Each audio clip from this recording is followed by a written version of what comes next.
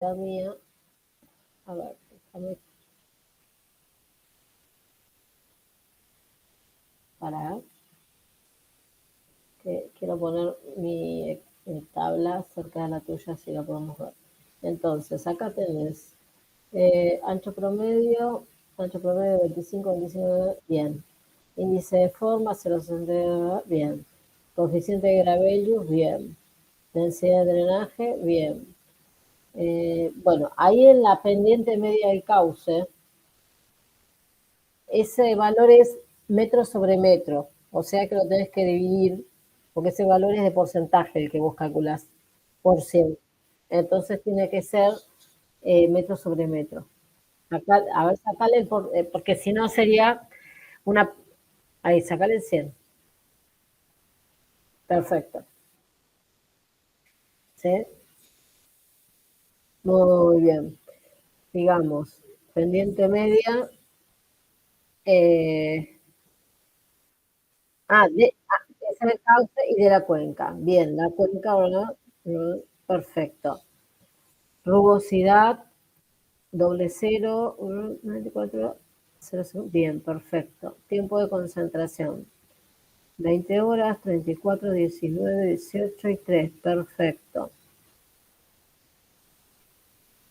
Kirpich. ¿Vos entendés lo que está, todo lo que quiere? Es decir, por ejemplo, si ves la columna T, que es el de tiempo de concentración, ¿entendés lo que quiere decir eso?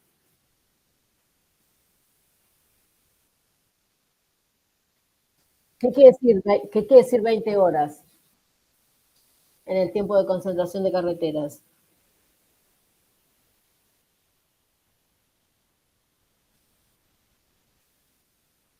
Del más alejado a la salida de la cuenca, en ese caso de la subcuenca. Bien, ahora, la columna U tendría que ser lo mismo con otra ecuación y te está dando 2, la de Kirchhoff. Entonces hay algo que está mal en esa ecuación.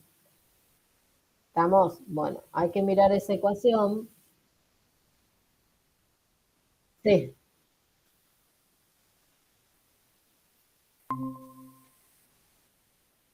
bueno, mira, ese hay que visualizarlo de vuelta, ¿sí?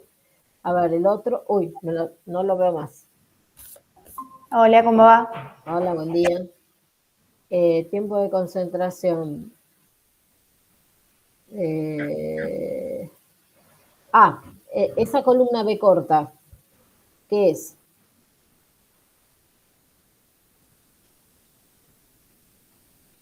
A ver qué estás haciendo por 60 para sacar los minutos, ¿sí? Pero hiciste justo la de Kirpich, que está mal. Tienes que hacerlo con el de carreteras. Si lo haces con la T en vez de con la columna U, cambiarle la columna, ¿ver? Por 60. Ahí lo que te está diciendo es la cantidad de minutos que tarda en circular por esa misma subcuenca, ¿sí? En salir el agua desde la cuenca alta, o es decir, de las divisorias, hasta la salida de la cuenca. Y el TELAG lo vamos a utilizar, ahí se corrigió solo, mira. Cuando corregiste la columna B corta, se corrigió la W. Perfecto, todo eso está muy bien. Entonces, ya está. Profe, Sí, hola. ahora que están con el trabajo, nosotras con Angie lo hicimos juntas, pero tuvimos un montón de dudas. Yo te lo Dale. mandé al trabajo, justo hace un ratito me respondiste. Sí. Eh, Teníamos un montón de dudas con todas las fórmulas. No sé si te podría hacer un repaso, o sea, ahora o después antes de terminar la clase, por lo menos 5 minutos. Mira, sí, lo hacemos cuando quieran. Si vienen ahora, sí nos sacamos todas las dudas. Ahí justamente tenemos abierto el de Diego. ¿Querés que lo vayamos viendo de acá? Solo tenés que corregir Kirpich acá, Diego. ¿Sí? ¿Te parece, Rocío? Sí, sí. No, pero tenés que verlo porque te está dando un 10% de carreteras, y no puede ser.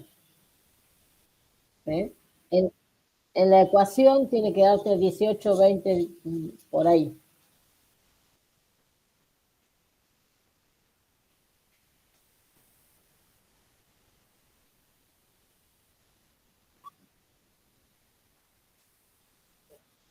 Bueno, revísalo. Listo. Rocío, ¿querés compartir vos el Excel? Sí, ahí comparto. Dale. ¿Con quién lo hiciste, Rocío, me dijiste? Con Ángeles. Con Ángeles, que está acá también. Bueno, entonces, Diego, ¿vos me mandás ese Excel o no? Ya no es necesario.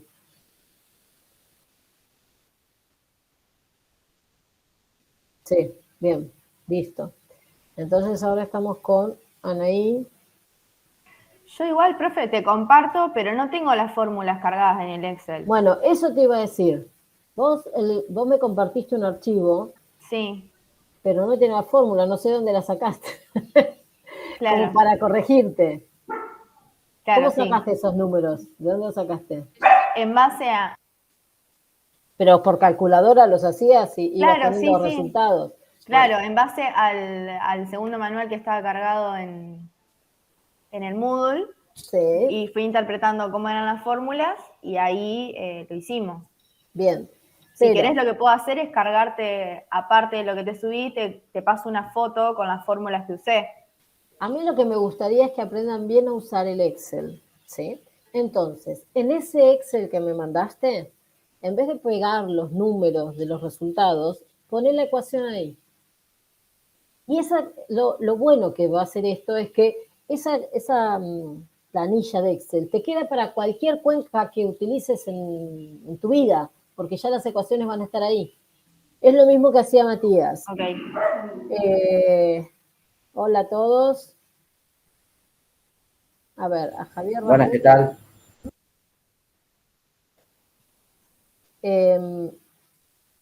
¿Entendés, Rocío, lo que digo? Que pongas la ecuación y así ya te queda. Y yo al mismo tiempo puedo corregirla.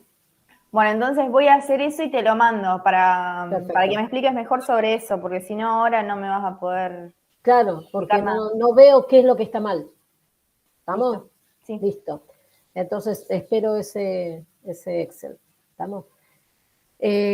Lo pueden cargar en el mismo informe porque les puse que pueden mandar hasta 5. Buenísimo. ¿Listo? Bárbaro. Vos necesitas que Bueno. lo suba yo también a Moodle o con que lo suba a Ro ya está. Ay, no te escucho. Para Ángeles. que me conecto al celu. No, habla un poquito más fuerte. Si vos necesitas que yo también te lo envíe o que te lo envíe Rocío nada más, ya está, porque lo hicimos juntas. Sí, ya sé que lo hicieron juntas, pero necesito que figure en el aula virtual. Perfecto. Porque desde de la Secretaría Académica me dicen, ¿y dónde están los trabajos prácticos? Hay chicos que no mandaron. No, tienen que mandarlo. Aunque lo hagan juntos, tienen que mandarlo. Y eso al mismo tiempo aprovechan para mandar su conclusión personal. ¿Sí? Por eso quiero que lo pasen por el aula. Bien. No sé si saludé a Adriana, a Candela, a Javier, ¿cómo están? Hola, profe. ¿Cómo andan? Hola.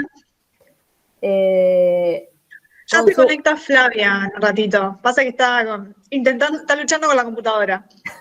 Bueno, dale, la esperamos un ratito. Igual me faltan algunos chicos, ¿no? Bueno, comentario general. Faltan que me envíen varios de los trabajos prácticos, ¿sí? Acuérdense, el problema es que está habilitada una semana nada más el aula para el envío de los informes. Así que esta semana les voy a habilitar una más para que tengan una semana más para el trabajo práctico 2, pero traten de hacerlos en la semana, ¿sí? Así nos vamos sacando información y trabajos prácticos a nivel semanal. ¿Estamos? Así me mandan todos los trabajos prácticos que me faltan. Bueno, hoy estuve organizando el viaje que vamos a hacer y la idea es que salgamos Un día viernes, salir a la mañana, volver a la tardecita, y un sábado, salir a la mañana y volver a la tardecita. ¿Estamos? Y así tratar de concentrar en esos 2 días todas las actividades de campo. Profe, ¿ya sabés la fecha? Hola. A vos ya te saludé, Lucía. La idea es que sea, a ver, déjame ver qué te digo, la semana, el 20 y 21 de mayo, por ahí. ¿Sí? Perfecto. Lo vamos a ir confirmando cuando tenga disponibilidad desde la facultad. La semana de mayo, vamos a decir. Ustedes no tienen semana de mayo, ¿no? Semana de la estudiante, ¿no? Ah, los platenses son los, los que tienen un montón de feriados. Bien, 1, 2, 3, 4, 5, 6, 7, 8. Ay, qué bien, somos todos. Muy bien. Vamos a pasar lista. Ángeles está, Rocío está, Flavia está, Candela está, ay. Adriana Yanina está, Diego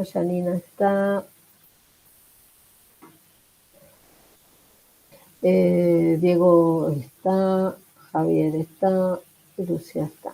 Muy bien, perfecto. 100%. Pero me deben trabajos prácticos. Bueno, la clase de hoy... Y yo, profe, le iba a Sí. preguntar, porque no sé si la ha preguntado, porque me conecté y ya estaban hablando. Con el tema de la planilla Excel, lo que no subió es la filmina, entonces por ahí nosotros buscamos en internet la fórmula con Candela, pero no sabíamos si eran las adecuadas porque no las podíamos subir. Algunas hicimos, pero en realidad nos quedamos con las dudas si son las fórmulas de... ¿Por qué? Porque hay algunas que tenían variantes, así nosotros buscamos imágenes y hay muchas variantes. Entonces, Bueno, tenés razón, hay indicadores que pueden tener mucho más que una ecuación, pero acuérdense que yo dije que todo lo que hagamos que salga del libro Elementos Metodológicos, que está colgado en la página. Ahí están las ecuaciones que tienen que usar. bien. ¿Sí? Bien, no, yo busqué para este trabajo en el práctico otro libro. y todos, sí. Después está el otro libro que vamos a utilizar más adelante, que es el de Sistema de Información Geográfica, que ustedes ya lo saben, pero bueno, vamos a ir trabajando más cerca del parcial. Pero generalmente los trabajos prácticos que hagamos utilicen elementos metodológicos. ¿Sí? Profe, Sí, yo me hice anillar un manual, el manejo integral de cuencas, sí, y ahí también encontré la sí, información para ahí hacer el también. trabajo. Sí, ahí también. El elemento metodológico es lo que tiene que es más práctico, ¿sí? El manual de teoría es el de manejo que vos imprimiste. Y el elementos metodológicos es como que es más práctico y más didáctico. Perfecto. ¿Sí? Es un libro de cátedra contra un libro académico. ¿Estamos? Pero los dos tienen la información a usar en todo lo que hagamos. Bueno, en relación a la actividad de hoy es un poco, vamos a hablar de lo que son los recursos hidrológicos, hídricos más que hidrológicos, recursos hídricos, los recursos naturales en general en relación al agua, al suelo y a la vegetación, ¿sí? Y también vamos a ver cómo se gestionan. Entonces, ustedes verán en el aula virtual de hoy que tienen varios videitos, ¿sí? Vamos a empezar con un videito y los otros dos me gustaría que los vean después de clase. Uno es un video de unos 20 minutos, creo, que se llama, a ver que se los puse acá, que se llama El suelo es un organismo viviente. Este es muy lindo, es didáctico, obviamente no es mío, pero está muy bueno, es de YouTube. El último, el que se llama Gestión de Recursos Naturales, ese sí es mío y es el de las filminas que voy a ir presentando hoy, ¿sí? Pero como vamos a empezar con la parte de suelo, con la parte de cómo se forma un suelo y toda la caracterización edáfica de un ambiente, entonces vamos a ver primero una clase y después les dejo. Si estamos muy cansados, terminamos la clase y ustedes ven el video en su casa, y si no, yo les doy una explicación del video de lo que vamos a hacer. ¿Estamos? Hoy en forma En particular vamos a empezar con lo que son los recursos hídricos, edáficos y vegetales. ¿Están viendo la pantalla? Sí, sí. Sí. Perfecto. Bueno, entonces vamos a empezar con esto. Y como una integración de lo que habíamos empezado a ver en las clases anteriores. Ya en las clases anteriores estuvimos viendo lo que es el concepto de cuenca, comunidad de territorial, de manejo, de gestión, de uso. Después vimos algunos objetivos del manejo de cuencas, los aspectos más importantes de un programa de manejo, lo que es la conservación de los recursos. Y hoy vamos a ir avanzando en el manejo integral del suelo y del agua, como factores de producción, de protección, de recuperación, de rehabilitación del territorio y la posibilidad de medidas de conservación de suelo y ambiente, que eso lo vamos a ir desarrollando en las clases próximas también, para poder hacer el proyecto de manejo de cuencas al final de la cursada. En sí, esta imagen ya la vieron, es que las cuencas hidrográficas son unidades físicas que son el marco teórico y objetivo para la planificación y conservación del ambiente. Me gustaría que esto lo sepan bien y que lo puedan interpretar para poder llegar a definir lo que son los recursos naturales. ¿Se acuerdan que estuvimos hablando de recursos bióticos, abióticos? Bueno, todo esto son bienes materiales y servicios que proporciona la naturaleza sin la alteración antrópica, ¿sí? La naturaleza produce bienes y servicios. Los bienes son todas las cosas que podemos ver, ¿sí? La madera, la fruta, el suelo. Y los servicios son, obviamente, el consumo de alimentos, toda la forma en que nos sirve en forma de acción hacia la sociedad. El hombre lo que permite es establecer una relación directa con el ambiente, una contribución a su bienestar y desarrollo propio, ¿sí? Que puede ser en forma directa o en forma indirecta. Directa con las materias primas, los minerales que vimos, los alimentos que estuvimos viendo en las clases pasadas, y en forma indirecta por lo que se denomina servicios ecológicos. Estos servicios ecológicos conforman a los recursos naturales como una riqueza propia, ¿sí? Un recurso propio del planeta. Y el que más está distribuido en el planeta en forma igualitaria, es decir, que no cambia siendo que esté en Argentina, que esté en Brasil, que esté en Europa, que esté en Asia, es el agua. El agua siempre es la misma.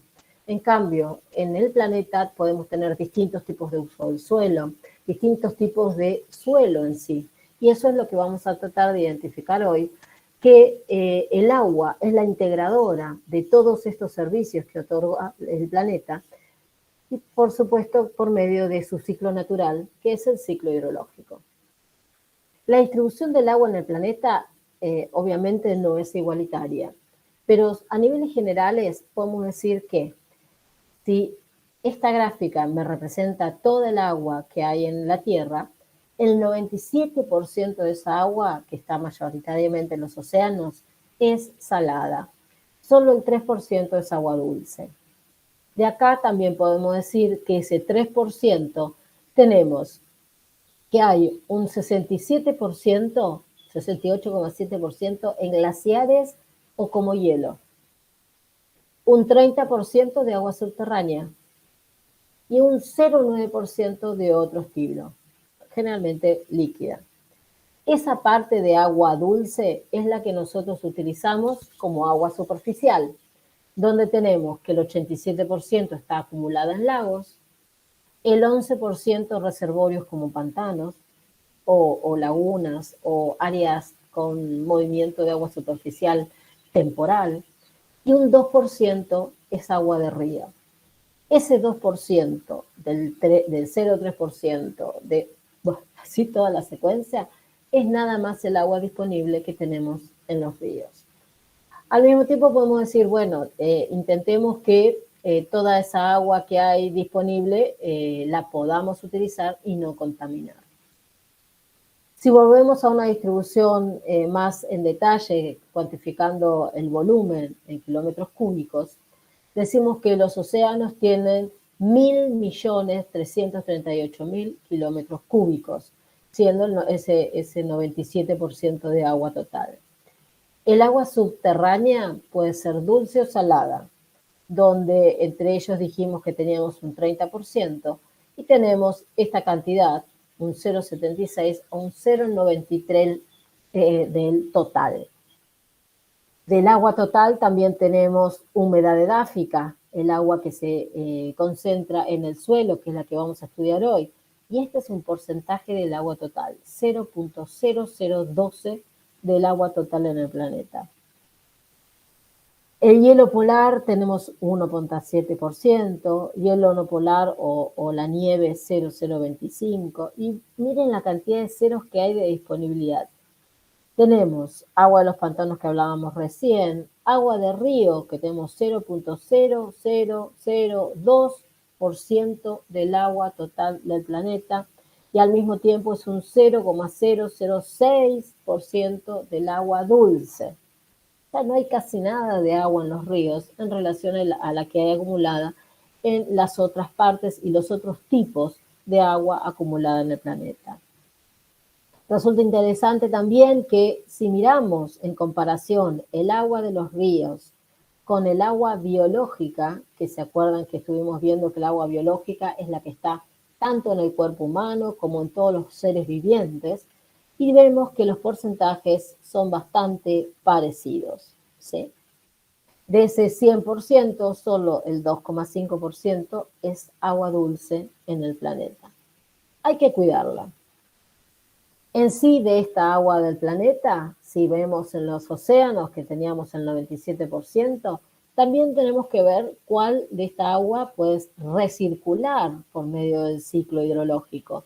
Y acá tenemos estos porcentajes. Estas 3.100 unidades están relacionadas al total del agua disponible y es un volumen en millones de kilómetros cuadrados. Las 1.300 unidades de acá y 3.100 en la tasa de renovación en años. El agua atmosférica tiene una tasa de renovación de 9 años. En los glaciares hay una tasa de renovación de 15.000 años. Las aguas subterráneas tardan en renovarse 300 años. El agua de los ríos aproximadamente 12 años, según la calidad de los mismos, profundidad y densidad. Y así tenemos que, la tasa de distribución y la renovación del agua en el planeta es uno de los factores que más tenemos que llegar a cuidar. Entonces tenemos que ver que el agua en el planeta no está disponible para cualquier cosa ni de cualquier forma. Entonces es un problema, es una problemática el desequilibrio del uso entre la oferta y la demanda, particularmente, y cómo la podemos mejorar, redistribuir, ¿sí?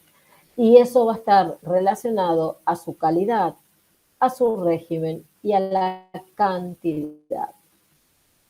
Entonces ahí empezamos a ver de vuelta que hay un desequilibrio hídrico en el ciclo hidrológico debido a la disponibilidad que tenemos en todas estas etapas del ciclo hidrológico. El agua contenida en nieve dijimos que tarda mucho más en renovarse, pero también queda mucho más tiempo sobre la superficie y no está disponible.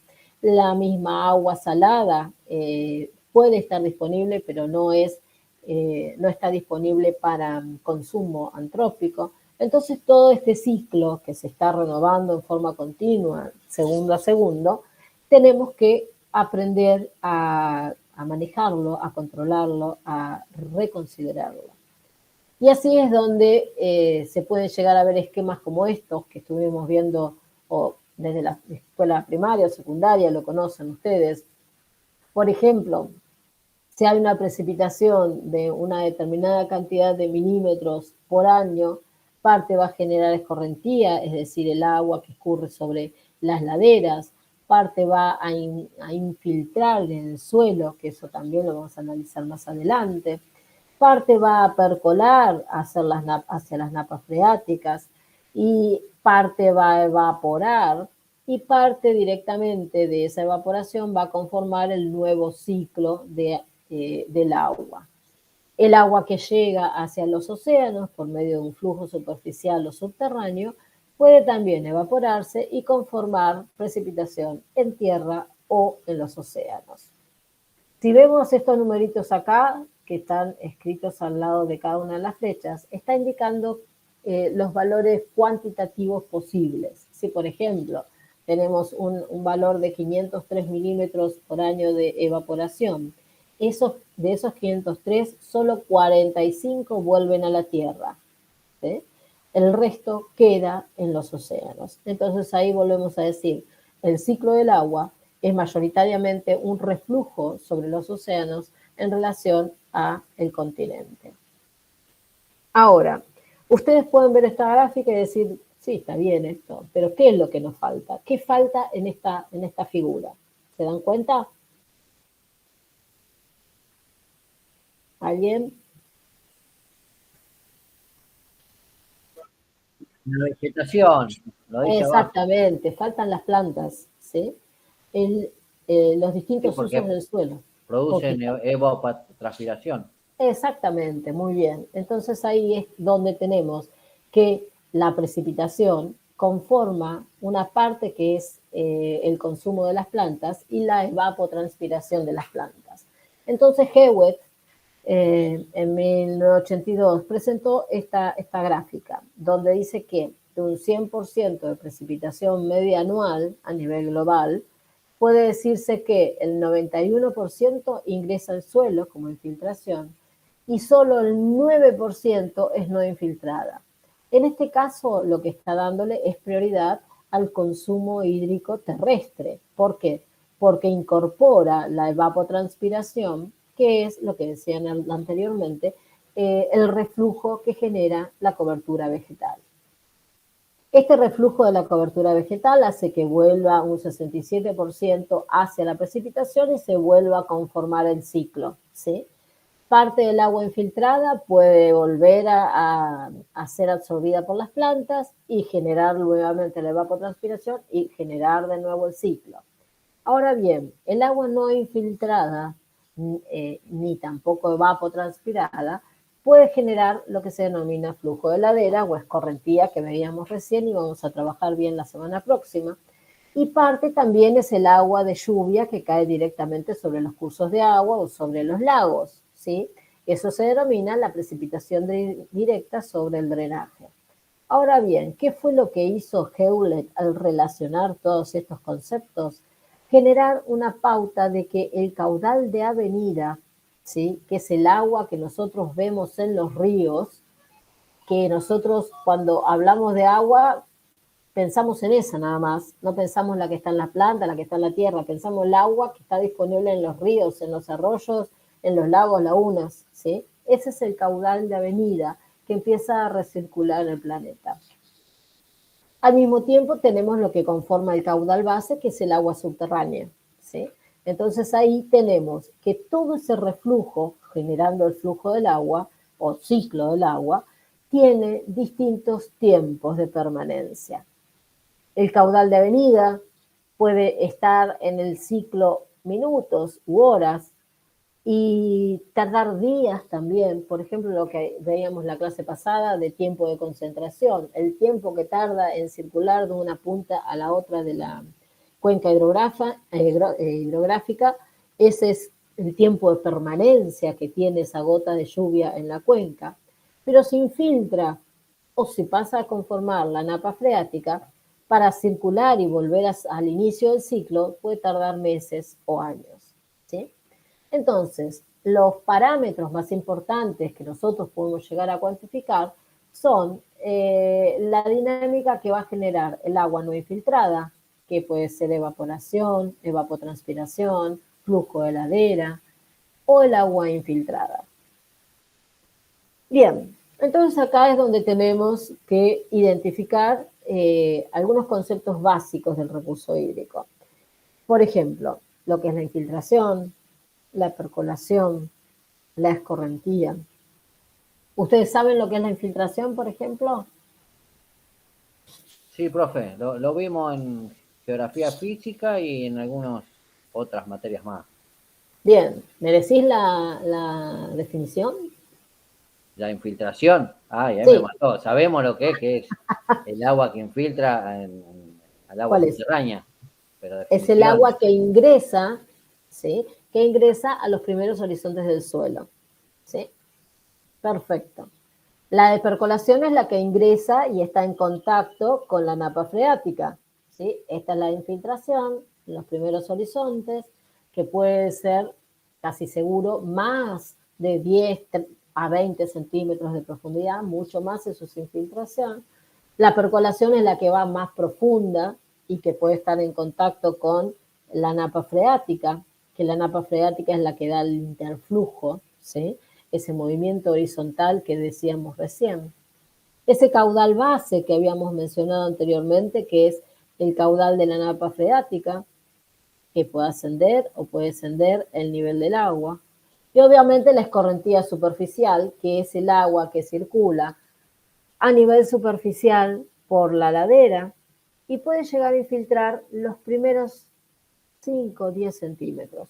Ahí tenemos escorrentía superficial, subsuperficial, subterránea, que vamos a ir viendo más adelante. En sí les quiero mostrar unos videitos que son los que nos van a dar la base de estos conceptos. Por ejemplo, si ustedes visualizan acá, tenemos una lluvia en una zona de bosque, donde está ingresando el agua, que es el azul de la lluvia. Miren el nivel de la napa freática y al mismo tiempo cómo se va cargando esto. Y este va generando el aumento del nivel de base y va aumentando al mismo tiempo, si visualizan acá, la carga del arroyo. ¿Sí? ¿Se vio? ¿Lo quieren ver de vuelta? Se vio. sí, profe. Bien. Perfecto. Ahora, ¿cómo cuantificamos esos valores del recurso hídrico? Eso lo vamos a ver bien la clase próxima, pero les muestro un video rápido. Por ejemplo, si está lloviendo, tenemos que conocer lo que es el índice de precipitación y el índice de infiltración. Eso se llaman a una relación. Por ejemplo, el índice de precipitación es la cantidad o intensidad de lluvias, en este caso 10 milímetros por hora. Y después la tasa de infiltración es la capacidad que tiene el suelo de absorber esa lluvia, ¿sí? Y después está la capacidad de infiltración, que la tasa es una velocidad y la capacidad es la forma directa que tiene de absorber agua al suelo. Entonces, si en este caso están lloviendo 10 milímetros y la tasa de infiltración también es de 10 milímetros, pero la capacidad de infiltración del suelo es mayor, entonces puede haber una velocidad que sea igual a la velocidad de la lluvia, la velocidad de infiltración, la tasa de infiltración, igual al índice de precipitación. Entonces, todo lo que llueve ingresa al suelo, pero como el suelo tiene una capacidad mayor, entonces no sale del suelo, queda adentro del suelo. Y eso lo que está haciendo es que no tenga escorrentía, ¿sí? Todo el agua queda en el suelo. Visualicen este video. El agua ingresa, la capacidad del suelo lo soporta, pero no hay escorrentía. Ahora sí, cuando está terminando de llover, se empieza a cargar el nivel del arroyo. Ahora, ¿qué pasa? Si el índice de precipitación es mayor que la capacidad que tiene el suelo en absorber el agua, entonces ahí sí se va a generar ese evento, ¿sí? Ahí sí va a generar una lámina, ¿sí? Que esa lámina va a estar dando la escorrentía. Esa escorrentía lo que puede hacer es circular la lámina de agua en superficie y al mismo tiempo el nivel de base va a recargarse. Esto que está acá, esta lámina superficial de agua que supera la capacidad de infiltración del suelo, es lo que se denomina escorrentía superficial. Después está lo que se denominan las crestas de agua. Ustedes habrán caminado por algún campo y ven que hay un chorrito de agua que sale de la nada. Eso se denominan crestas de agua subterránea. Y lo que hacen es, a partir de una variación morfológica del terreno, el agua que infiltra puede llegar a salir por medio de esa cresta. Puede ser quiebre del terreno superficial. Ese quiebre del terreno hace que se genere escurrimiento superficial. Y es lo que ustedes ven cuando están caminando por el campo y ven un chorrito de agua que sale para afuera. Es decir, el nivel freático sale en superficie porque está muy cargado. Es una forma de descarga que tiene el nivel freático. Ahora, ¿todo esto para qué nos sirve? Porque empezamos a hablar del ciclo hidrológico. Todo lo que estamos viendo hasta ahora es ciclo hidrológico y al mismo tiempo se denomina un balance climático, ¿sí? El balance del agua general se basa también en, como decíamos recién, en las características de la vegetación. Y eso es lo que se denomina la teoría de la cobertura arbórea óptima o de la cobertura vegetal óptima. Y eso es lo que les quiero mostrar en esta gráfica. Acá verán que hay un montón de flechitas que van para arriba, para abajo. Bueno, esta línea marrón que está acá, o verde, no sé cómo la ven, esta línea que está acá, horizontal, es el suelo. Esta línea cortada es la napa freática. Y las flechas se van a corresponder a lo que está escrito acá arriba, ¿sí? La línea roja directa es la transpiración e intercepción de las plantas. La línea naranja es la escorrentía superficial. La amarilla es la evaporación del suelo. La verde, infiltración. Y la azul, la recarga de aguas subterráneas por infiltración o percolación. Ahora bien, ¿por qué hay tanta diferencia entre ellas? Porque la cobertura vegetal que tiene cada uno de estos tres grupos es la que está acá abajo. A la izquierda tenemos un monte, un campo muy degradado, sin nada de vegetación. Acá en la zona intermedia tenemos algo de cobertura vegetal, esos puntos verdes oscuros. Y a la derecha tenemos un bosque cerrado, con mucha cobertura de dosel, ¿sí? Entonces, vamos a ver cómo es la relación de las tres, del ciclo o del balance de agua en estas tres condiciones. En el campo abierto, habíamos dicho que la evaporación era la flecha amarilla, perdón, hay mucha evaporación del suelo, ¿sí? Hay escurrimiento superficial, hay poca transpiración o intercepción debido a que no hay casi cobertura y hay poca infiltración porque dijimos que estaba degradado. Entonces, la recarga de aguas subterráneas también va a ser poca. En el caso intermedio, donde ya tenemos un poquito más de cobertura, vemos que hay un aumento en el grosor de la transpiración y una disminución en el tamaño de la escorrentía. Se mejora mucho la infiltración del suelo, acá con la verde, y también la evaporación del suelo disminuye. Lo que se ve mejorado mucho es la recarga de acuíferos, ¿sí? ¿Por qué? Tenemos que la estructura arbórea o arbustiva o de pastizal puede retener el agua de la precipitación e incorporarla al suelo por medio de su sistema radical en distintas etapas de tiempo. Entonces hace que esa infiltración también tenga tiempo de percolar en profundidad. Ahora bien, cuando la cobertura del dosel es muy importante, entonces la transpiración y la intercepción es muchísimo mayor, ¿sí? En la línea, la flecha roja esta gruesa. La escorrentía va a disminuir también la evaporación del suelo porque está totalmente cubierto el suelo, pero también va a mejorar la infiltración. Ahora, ¿qué pasa? La recarga de acuíferos no es mayor porque queda retenida en el suelo superficial, ¿sí? Porque al tener mayor cobertura, en este caso cobertura arbórea o arbustiva, hay más cantidad de raíces y esas raíces están consumiendo más cantidad de agua superficial del suelo. Entonces, toda el agua que puede filtrar acá la consumen las plantas, ¿sí? Entonces, por eso tampoco hay una recarga subterránea tan importante. ¿Se entendió esto? ¿Sí? Sí, profe.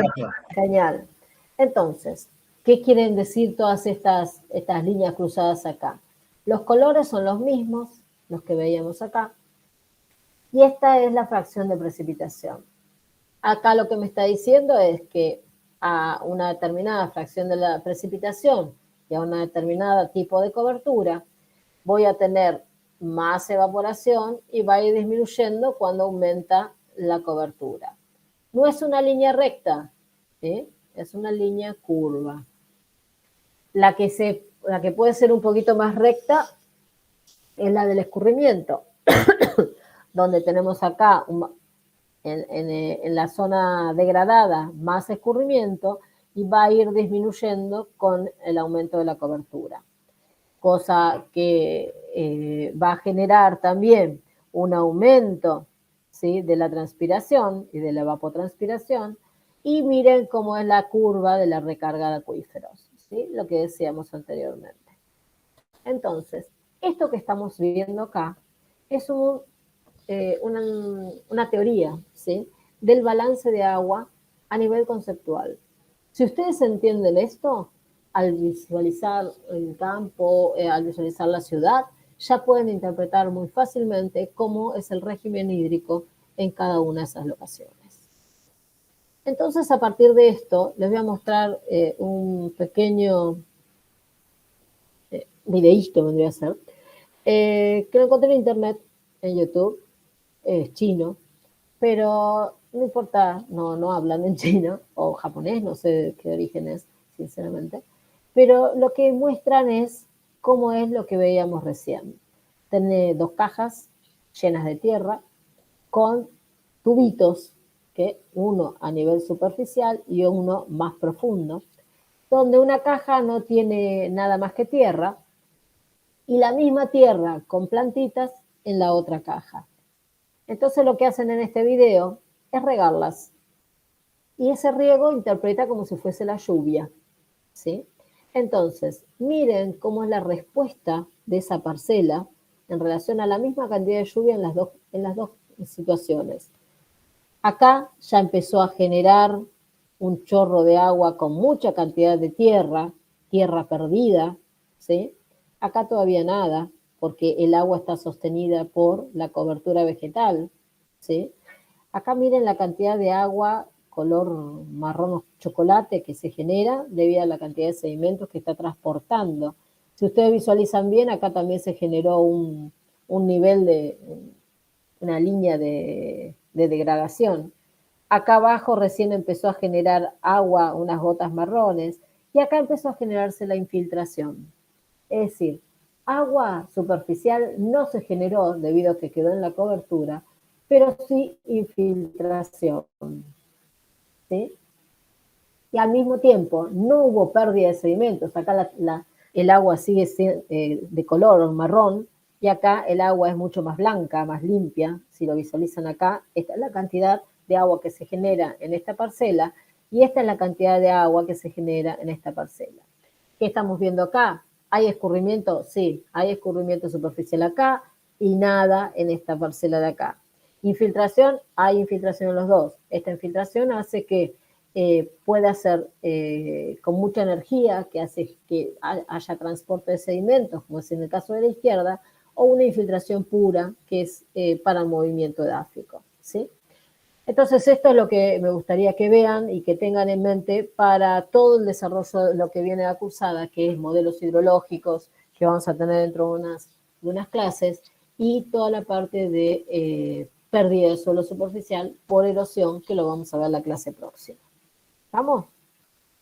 En sí, lo que vamos a ir también tratando de identificar es en el ciclo hidrológico cómo son cada uno de esos porcentajes en la dinámica hídrica. Si nosotros tenemos un bosque, una lluvia de un 100%, puede ser que evapotranspire el 40%, que genere escorrentía en un 10%, y un 25% o 50% que sea infiltración profunda o infiltración superficial. Esto es generado en un bosque, en un campo natural.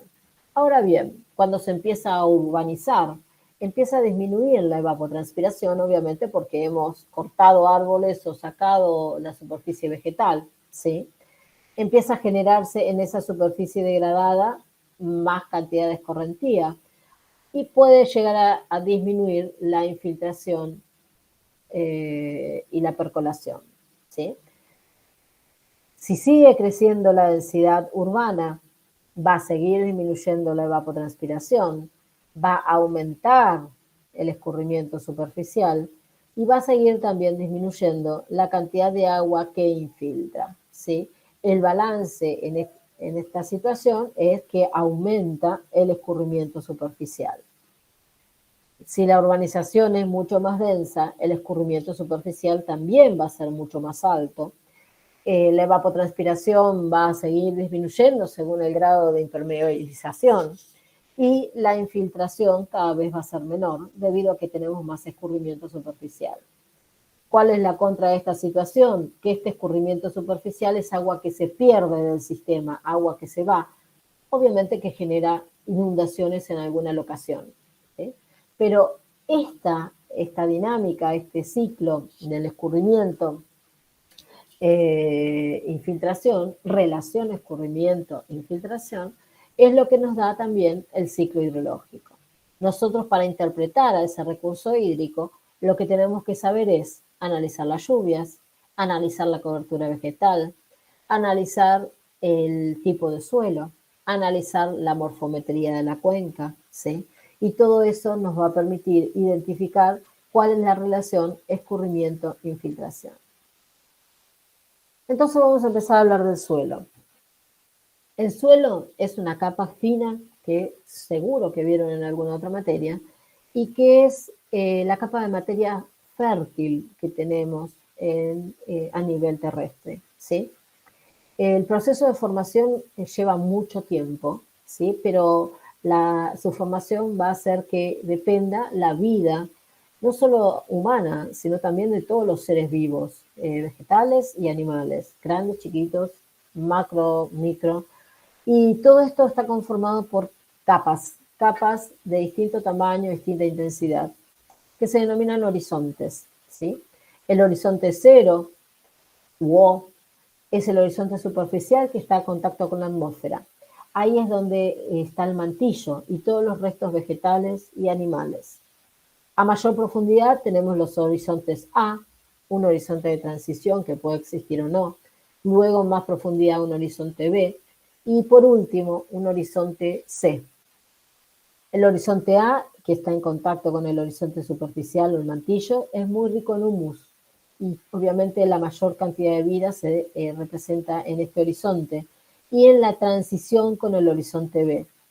Acá en esta zona los materiales están disueltos con agua, generalmente hay sales, hay distintos minerales y todos estos están generados por la roca desmenuzada, ¿sí? Por último está el horizonte en profundidad que tiene fragmentos más grandes de roca madre. Generalmente también hay grietas y va a depender mucho de la estructura y la ubicación geomorfológica de estos horizontes. Vamos a esperar un segundo.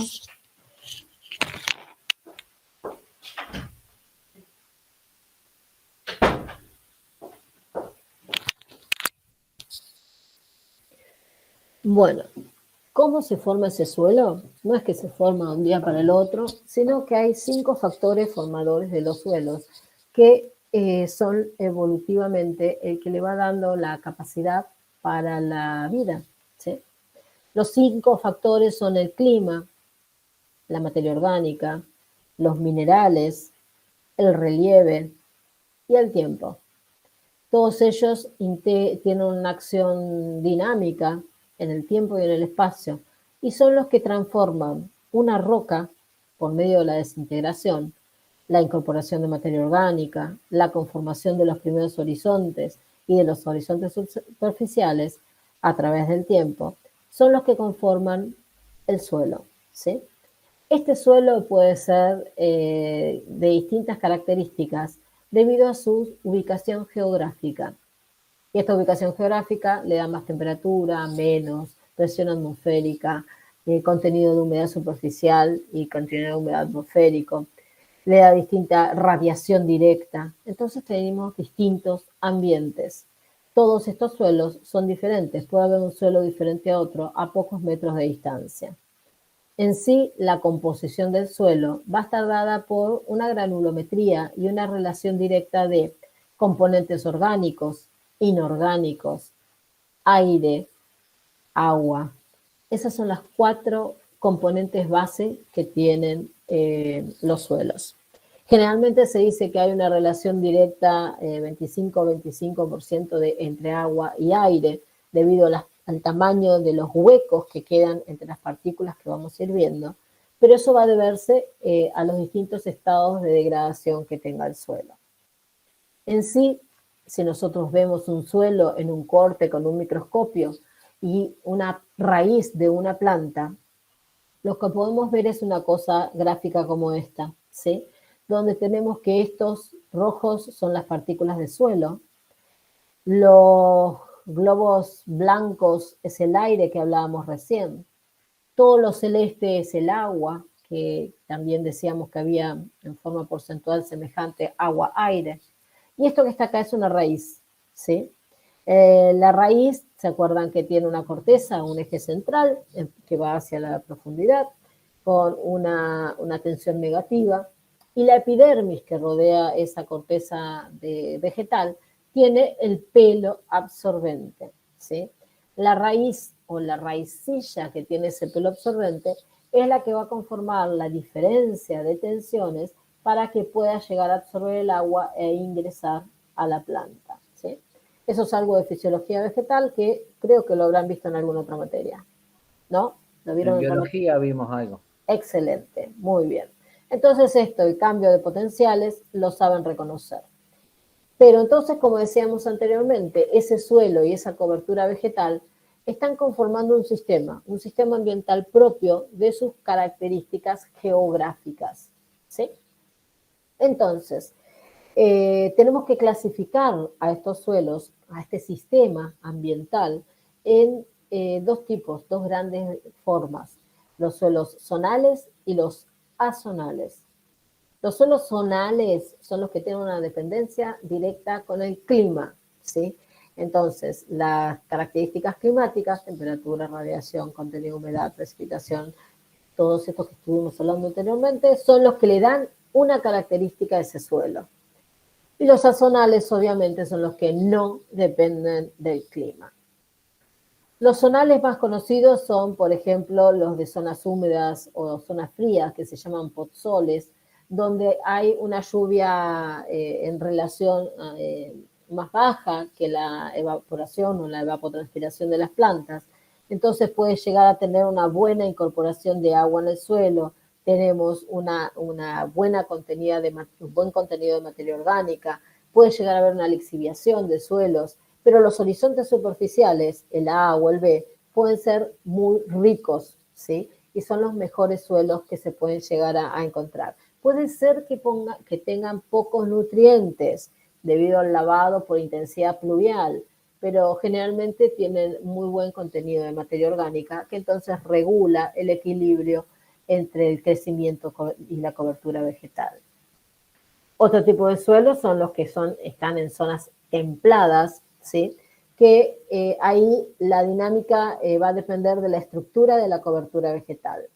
Puede ser en áreas con bosques más abiertos o zonas de arbustales, donde tenemos este tipo de cobertura vegetal, entonces la dinámica de infiltración y evapotranspiración es más directa. Podemos tener distintos horizontes y puede haber estaciones húmedas y estaciones secas, ¿sí?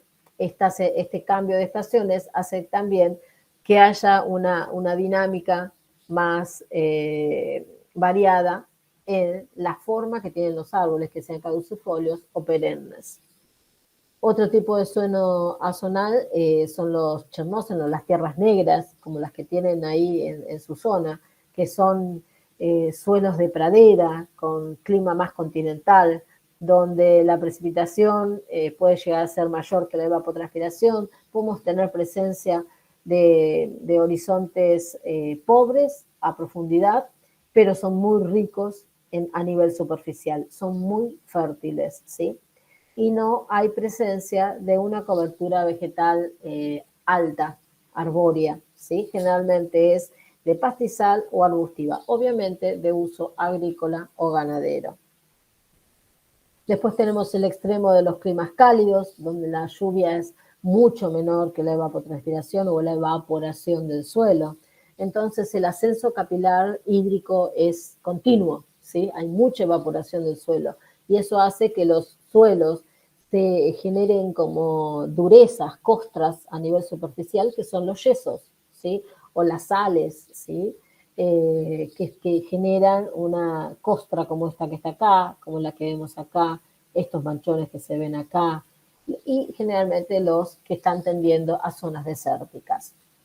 También tenemos presencia de piedras o rocas más a nivel superficial y muchas veces tienen colores más rojizos, ¿sí? Castaños rojizos, ¿sí? Debido a las características férricas que pueden llegar a tener. En relación a los suelos tropicales, también tienen mucha cantidad de hierro, son con temperaturas más altas, con más precipitación, más densidad de cobertura vegetal también, pero también una posible degradación a nivel superficial, ¿sí? Debido a que hay más lluvia, entonces hay más cantidad de escorrentía y lava los horizontes superficiales, dejándolos desnudos, sin materia orgánica, y eso hace que una relación directa aumente la acidez o la salinización de los suelos, ¿sí? Muchas veces hay presencia de aluminio, hierro que se acumulan en estas zonas superficiales y generan bueno, una degradación a nivel local. Los suelos azonales, que son los que no dependen del clima, podemos tener suelos con presencia de roca madre, como se dicen los graníticos o los granitos, donde escarbamos un poquitito y ya tenemos la roca. Generalmente esos suelos se ven en zonas de montaña, ¿sí? Son suelos someros, son delgaditos, son muy finitos, clavamos un cuchillo y ya tocamos la roca. En esta zona no vamos a poder encontrar, en la zona de Areco, ¿no? Provincia de Buenos Aires, norte, no vamos a encontrar, pero si vamos a Ventana o a Tandilia, ahí sí hay suelos muy, muy someros, ¿sí? También podemos llegar a encontrar los que tienen una capa freática muy en superficie, entonces vemos una carga hídrica superficial a nivel constante, ¿sí? Y esos son los que se denominan las turberas. Ustedes habrán escuchado hablar de los suelos hidromorfos, que son las turberas o los gley. En la Patagonia hay muchos, estas zonas así, ¿sí? Donde vas caminando y es como que caminas sobre agua, ¿sí? Pero ese es el tipo de suelo que tiene un contenido de humedad alto debido a que tiene poco drenaje, ¿sí? El drenaje quiere decir poco movimiento superficial. Entonces la cobertura vegetal se acostumbró a vivir con un exceso hídrico. ¿Estamos? Generalmente son suelos con mucho humus, tiene una descomposición anaeróbica bastante más lenta que en los suelos zonales y podemos llegar a ver turba, como les mencionaba recién. Y todo esto entonces me va a caracterizar geográficamente a grandes rasgos los tipos de suelos que hay. Pero para trabajar a nivel de cuenca o para trabajar a nivel de detalle, lo que nos interesa son los factores propios del suelo, cómo caracterizo y clasifico los suelos, además de su ubicación geográfica. Y ahí es donde aparece lo que es la textura, que es la proporción de partículas de distintos tamaños texturales que van a conformar el suelo, ¿sí?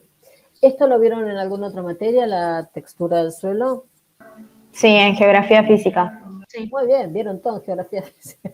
Excelente, me encanta. Entonces, tenemos distintas granulometrías. Muchos geólogos tenemos en la carrera, por eso por eso. Así, más del 50% son geólogos. Mira vos. Así que nos enseñan bien de lo que es la tierra, el agua superficial y agua subterránea. Muy bien, entonces el parcial de este tema lo van a sacar muy bien. Esperemos, vamos a ver. Vamos a ver si aprendieron bien. Bien, en relación a la textura podemos ver estas tres dimensiones. Este es un gránulo de arena, obviamente a nivel de ejemplo didáctico, limo y arcilla que casi no se ve, pero está ahí el puntito blanco, ahí está. ¿Estamos? ¿Por qué me interesa saber esto? Porque en los suelos tienen una relación de todos estos tipos de gránulos, ¿sí? La combinatoria de todos estos gránulos son las que me va a dar la denominación de cada suelo. Entonces podemos tener los tres grandes grupos, que es la arena, el limo y la arcilla, donde los gránulos, la combinación de gránulos de arena son gránulos grandes, la de limo son intermedios y arcilla son pequeños. ¿Qué pasa con el agua? En la arena, el agua puede incorporarse en esa textura con esos gránulos grandes porque deja huecos grandes, ¿sí? Entonces puede incorporarse, ustedes ven acá, que el agua entra a todos los poros o espacios de aire que hay, ¿sí? Deja espacios de aire más pequeños. En el limo se incorpora menos cantidad y en la arcilla obviamente no llega a incorporarse debido a que los huequitos son muy chiquititos y no puede llegar a entrar. En sí todo esto me va a estar dando la distinta textura que hicieron los ensayos de textura con la plasticidad, por ejemplo, ensayos a campo. No.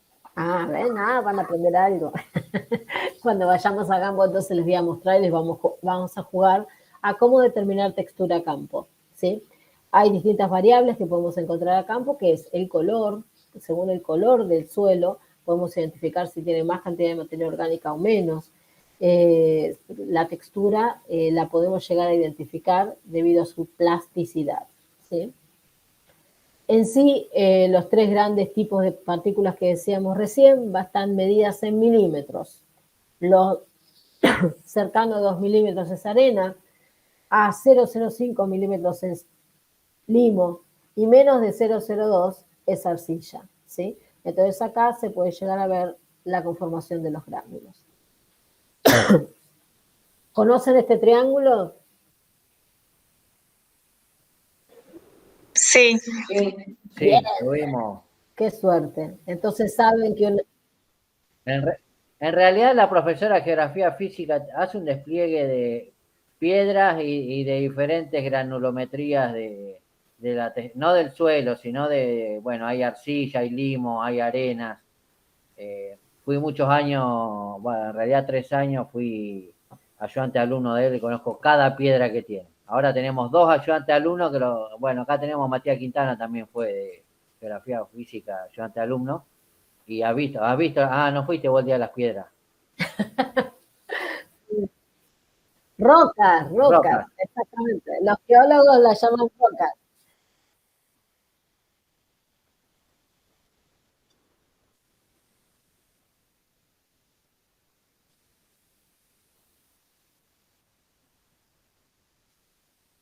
Excelente. Sí, por eso. Hay algunos no lo pudieron ver por el tema de las pandemia, pero muchos chicos, la profesora de geografía física es amante de las rocas. Rocas. Bueno. Bien, eso me va a venir bien para el viaje entonces. Tengo dos ayudantes Te más. embarraste solo. Entonces, la cuestión es que nosotros, cuando vamos en manejo de cuencas hidrográficas, obviamente que nos es importante la estructura subterránea con las rocas que puede llegar a tener. Pero como vimos antes, esas rocas están a más profundidad. Y el movimiento que nosotros estamos estudiando es superficial, ¿sí? Es hidrología superficial.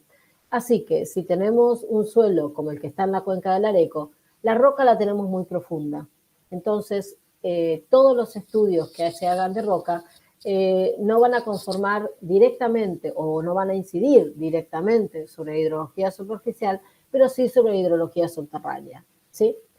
Cuando nosotros hablamos de suelo en esta materia, estamos hablando de los 30 primeros centímetros. Y en el Areco, los 30 primeros centímetros son suelo. ¿Vamos? El suelo, la conformación edáfica, está dada por esas tres granulometrías, esa textura de partículas minerales, donde tenemos arena, arcilla y limo.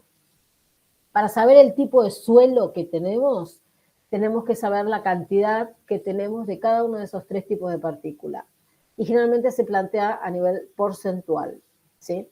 Para tener suelos arenosos, obviamente, si tenemos que leer este triángulo textural del USDA, del Servicio de Conservación de Suelos de Estados Unidos, tenemos que acá hay un 100% de arena, hay poquito, muy poquito de arcilla, y de limo podemos llegar a tener, se lee así esta línea de acá, también un poquitito de limo.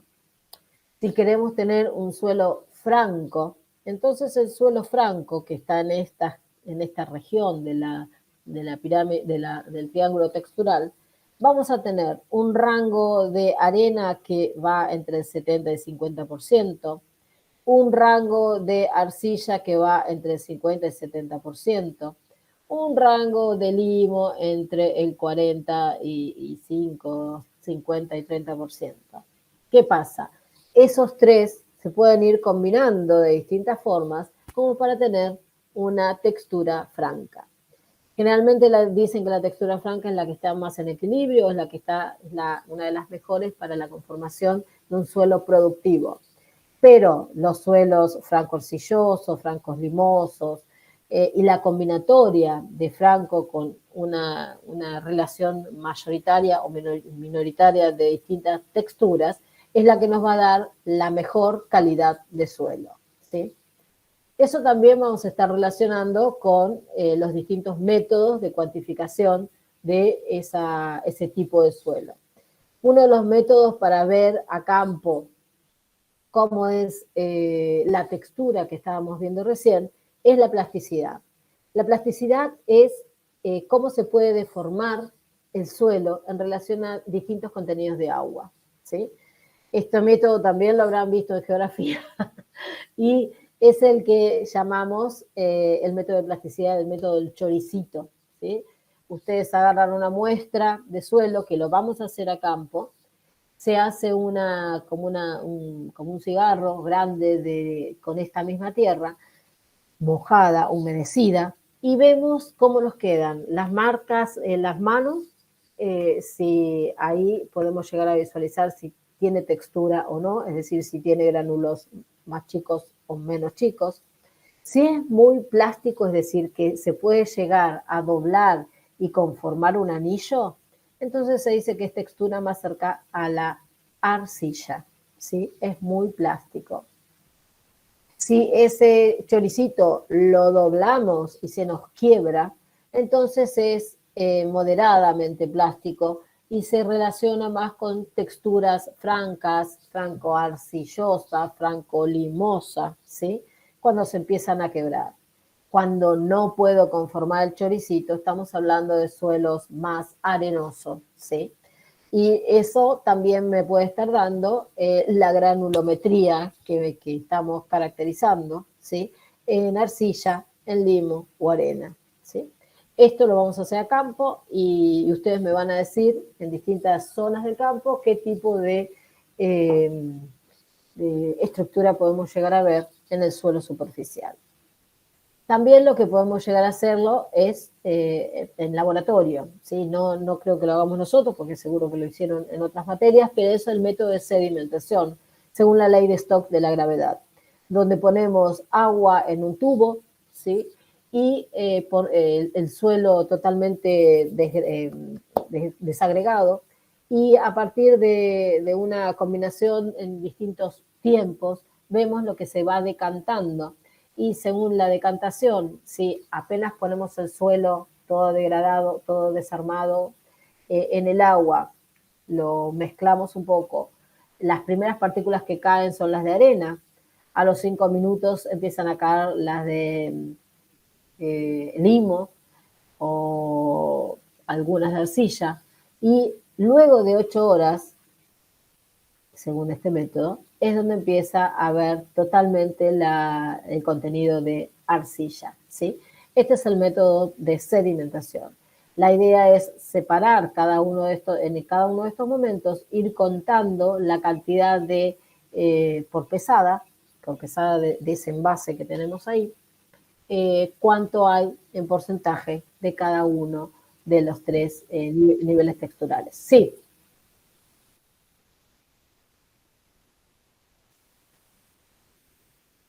También.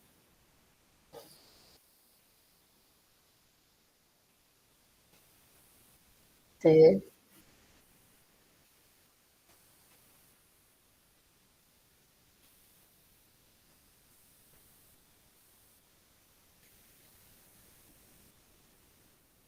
exacto, exactamente. Lo que utilizan también es, en vez de esperar la sedimentación, es un densímetro, vendría a ser, que es como una pipeta grande, que la ponen acá en cada uno de estos, ay, no me ven el mapa, en cada uno de estos tubos, en cada una de estas situaciones, y según la densidad que tenga el agua, tiene más contenido de materia orgánica o no. Ahora, si queremos analizar algún contaminante, también lo que se le pueden poner son distintos líquidos reactivos, ¿sí? Entonces, la coloración del agua va a reaccionar con las partículas de suelo que tienen ese contaminante adherido, ¿sí? También está lo que se denomina adsorción, que la adsorción es que el sedimento, esta partícula se pega a la partícula de suelo por diferencias de cargas. ¿Vamos? Eso también se puede llegar a complementar este método de sedimentación. ¿Sí? Y está muy bien dicho porque la primera parte de un análisis, de una la limpieza del agua vendría a ser, es por esto, por decantación o sedimentación. Bien, en relación a esa textura y a las propiedades físicas del suelo, miren, por ejemplo, acá tenemos un suelo bastante bueno en superficie, pero que tenemos una estructura bastante arcillosa que deja o limita la profundidad del suelo acá. Entonces, para esto sirven lo que son las calicatas, que son pozos que se hacen en el terreno a una profundidad lo máxima posible, para poder llegar a ver cómo es la distribución de cada uno de los horizontes. Entonces ahí tenemos que estudiar distintos tipos de constantes o propiedades del suelo, ¿sí? Uno es la permeabilidad, que es cómo va moviéndose el agua en dirección contraria por gravedad, va incorporándose al suelo. Otro es la retención de agua, es decir, hasta dónde llega el agua y no circula más hacia abajo. Otra forma es la aireación, que es la cantidad de burbujas de aire que hay en el suelo. Otra es la cantidad de nutrientes que se pueden disponer en cada suelo. Y el tamaño de las partículas que decíamos recién, textural. Los suelos arenosos, los arcillosos o los francos tienen diversas reacciones según la propiedad. Tenemos que hay una alta permeabilidad en suelos arenosos, con poca retención de agua, una buena aireación, pocos nutrientes, y el tamaño de las partículas son medias a grandes. Hablamos de grandes cuando hablamos de ya grava, ¿sí? Grava son como las piedritas esas que hay a veces cuando no está totalmente degradado el suelo. En el suelo arcilloso la permeabilidad es casi nula porque hay poca aireación, pocos huecos entre las partículas y mucha retención de agua. En el suelo franco es todo algo intermedio entre un arenoso y un arcilloso. Entonces, si llegamos a ver el triángulo de textura, cuando esa textura se relaciona con los agregados que pueden conformar, hablamos de estructura, ¿sí? La estructura es como están asociadas las partículas texturales. Entonces, la estructura para nosotros también es importante, porque el ordenamiento de los huecos o de las partículas sólidas va a ser la que me va a permitir que haya más infiltración o haya más escurrimiento. Para la descripción de la macroestructura, de esa estructura que estamos hablando, lo importante es el tipo, la clase, el grado, y todo esto va a estar dado por figuras como estas, que capaz que la vieron en geografía física, las formas esféricas, en forma de prisma, en forma laminar, en forma de cubos, y eso lo ven cuando sacan una muestra de suelo. La muestra de suelo puede ser una muestra de mínimo medio kilo, ¿sí? Esa muestra de suelo lo que haces es hacer todo el análisis que veíamos anteriormente, pero cuando estás haciendo la calicata es donde vos tenés que ver la estructura del suelo. La estructura del suelo, granular, prismática, columnar, bloque, la que quieran identificar, va a permitirme esclarecer cómo va a ser el sistema radical de las plantas, ¿sí? Cómo se van a desarrollar las raíces en el suelo, ¿sí? Entonces, lo que más nos conviene es que sean granular, muy porosa, ¿sí? Para que puedan desarrollarse bien las raíces y encontrar agua. Esa textura también la podemos ver en dos niveles. A nivel observacional, es decir, a un nivel de suelo nada más, y si no, la relación con los distintos horizontes, ¿sí? Cuando no hay presencia de vegetación en superficie, entonces también se puede llegar a ver directamente cómo es la tierra, lo que decimos la tierra en superficie, y se pueden llegar a ver los prismas que hablábamos recién, o las columnas o láminas que hablábamos recién. Acá les muestro tres tipos de perfiles. Uno donde tenemos un suelo con una estructura que es bastante fina, muy fina, y entonces no hay muchos terrones conformados. Esta es una buena condición estructural, ¿sí? Cuando nosotros tenemos esta situación donde los terrones de tierra son más duros, más firmes, hay una conformación o una interrelación de menor tamaño hacia la más fina, que es al fondo del perfil, pero es como que la infiltración no es buena en estas situaciones. Se dice que la condición es moderada. Y después los pobres es cuando hay mucha cantidad de bloques en superficie, bloques de distintos tamaños, densos, pero generalmente grandes. Entonces hay pocos agregados finos y esto no permite que quede el agua en superficie para el sistema radical y que lo absorba la planta. Entonces, una de las mejores condiciones es esta, donde tenemos pocos bloques superficiales, es decir, vamos por el campo recién arado y podemos llegar a ver esta situación, como mucho esta, pero no hay que ver esta, ¿sí? Esta situación no es óptima para ningún tipo de cultivo, y menos agrícola, ganadero, forestal, hortícola, lo que sea. Y entonces ahí está cómo están agregados, cómo están unidos esas partículas. A nivel físico-químico podemos llegar a establecer dos tipos de formas de agregación. La floculación, que es por un análisis electrostático de atracción de las partículas en forma individual, que se conjugan con el agua, con el aire, con los microorganismos que hay en el suelo, con las raíces. Todo eso es un proceso que conforma una neutralización de cargas, ¿sí? La floculación. Y después está el otro que es la cementación, que ahí tenemos que tener los distintos coloides orgánicos o minerales que conforman la cementación. Son agentes cementantes que unen las partículas, ¿sí? Esa cementación no es óptima y la descomposición de la materia orgánica es más difícil debido a que tenemos esos agentes cementantes. Entonces ahí, una vez que vemos cómo es la agregación del suelo, las partículas en relación a la estructura y la textura, vemos que también están esos huecos que decíamos hoy, es la porosidad del suelo. Esos espacios que pueden tener aire o que pueden tener agua, están dados por todo lo que estamos hablando, por la textura, por la estructura, la profundidad del suelo. Y lo que me está diciendo es si puede ingresar más agua al suelo o no, ¿sí? Está cuantificando lo que es el volumen sólido en relación al volumen del hueco, ¿sí? Todo ese volumen de ese espacio de poros que lo da la porosidad es el que nos va a permitir el ingreso del aire y el agua, y obviamente de las raíces y de los microorganismos descomponedores. Cuanto más equitativo es esta relación de porosidad, obviamente más sano y más saludable está el suelo, ¿sí? Cuando tenemos un suelo saturado, todos estos huecos, tanto los azules como los blancos, están llenos de agua.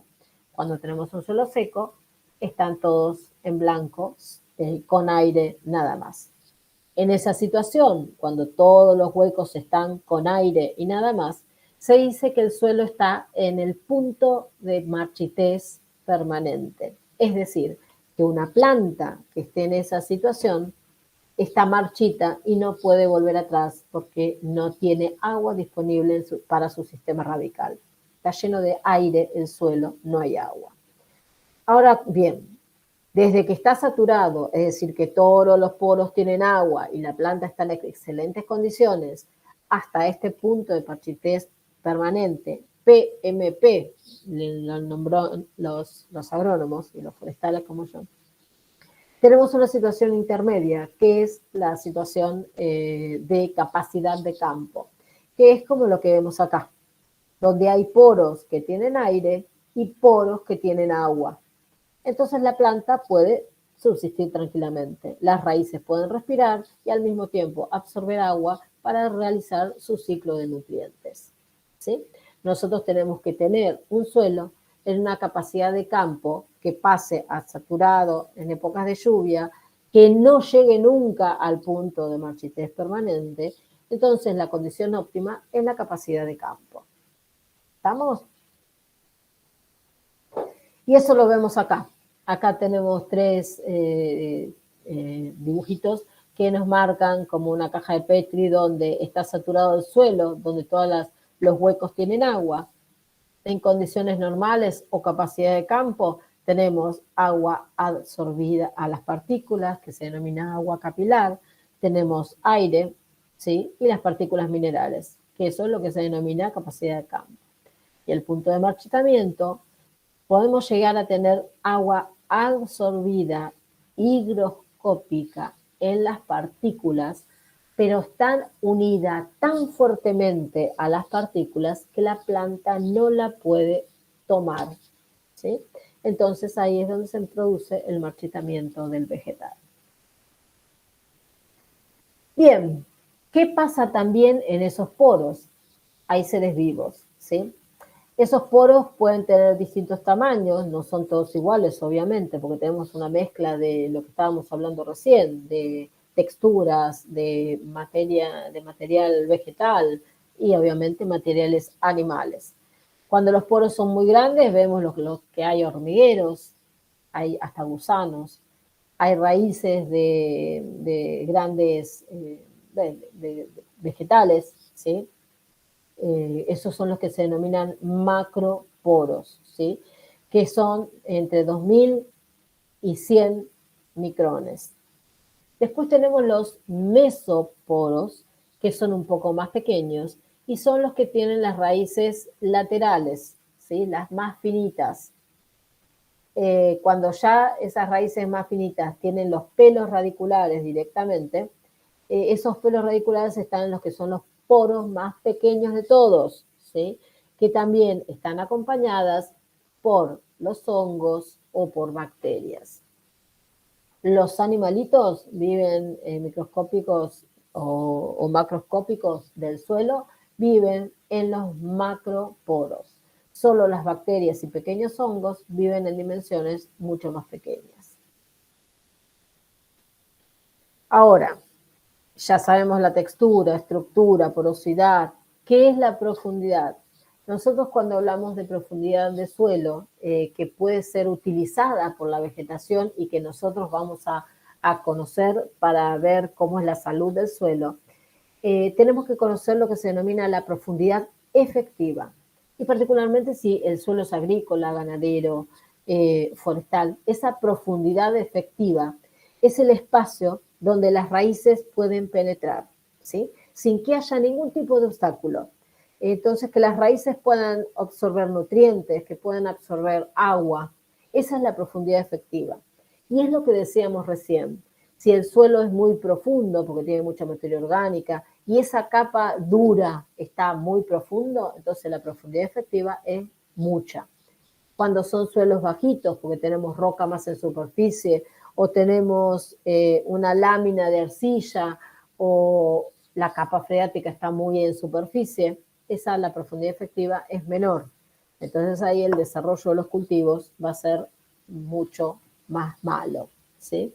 Acá tenemos bien identificada la profundidad efectiva, es esta parte marrón de los suelos. Acá tenemos una capa de una costra mineral, ¿sí? Que impide que las raíces sigan para abajo, ¿sí? Entonces, lo que nos interesa es esta profundidad efectiva, lo mismo que acá esta línea marrón. En sí, lo que nos permite es ver la respuesta de la vegetación. Cuanto más profundidad haya, puede recorrer más cantidad de espacio las raíces para absorber agua y nutrientes. Y también está dada por la profundidad de las napas freáticas.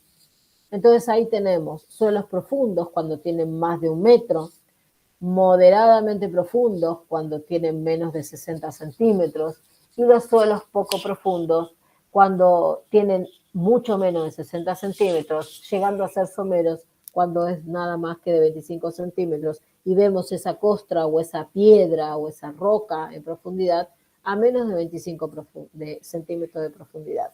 Esos suelos someros no son buenos para el cultivo productivo.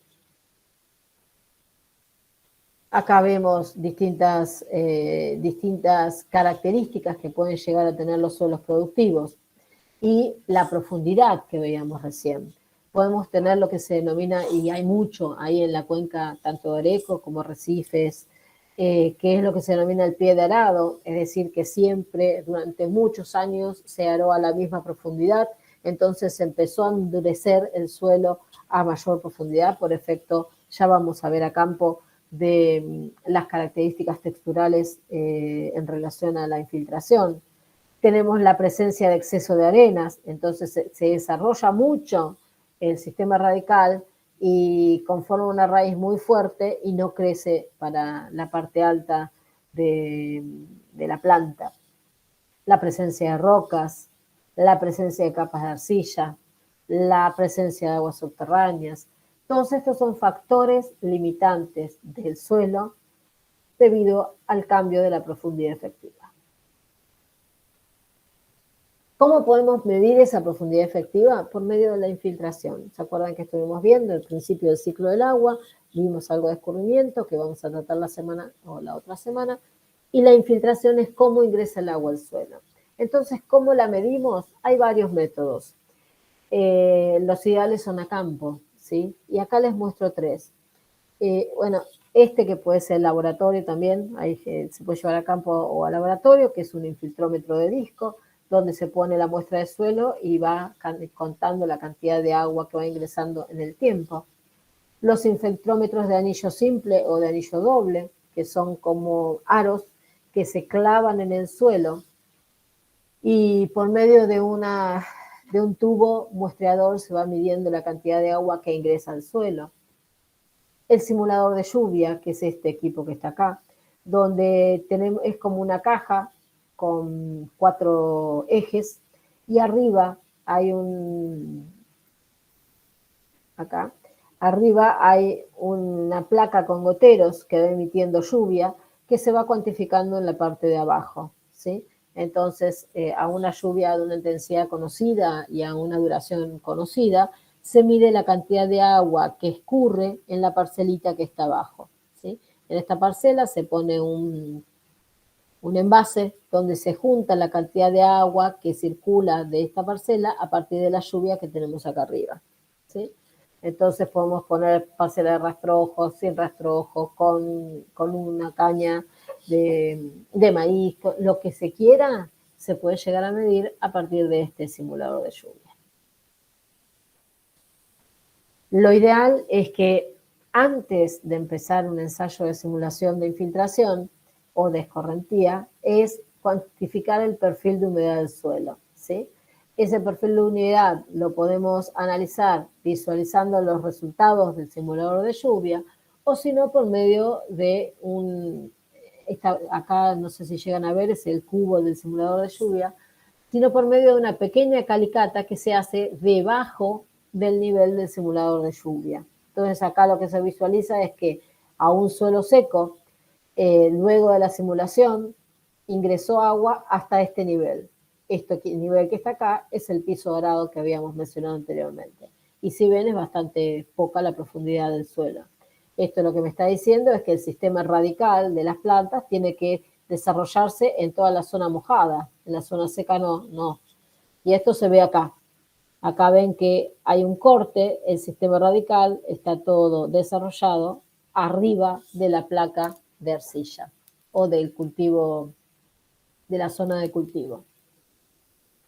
Entonces, volviendo a las características hídricas del suelo que puede llegar a tener para cuantificar la infiltración, también tenemos que conocer lo que es un suelo saturado a capacidad de campo o seco. En sí, para mejorar esta humedad del suelo, lo que tenemos que hacer es conocer las características de los cultivos que tenemos y las características de los suelos.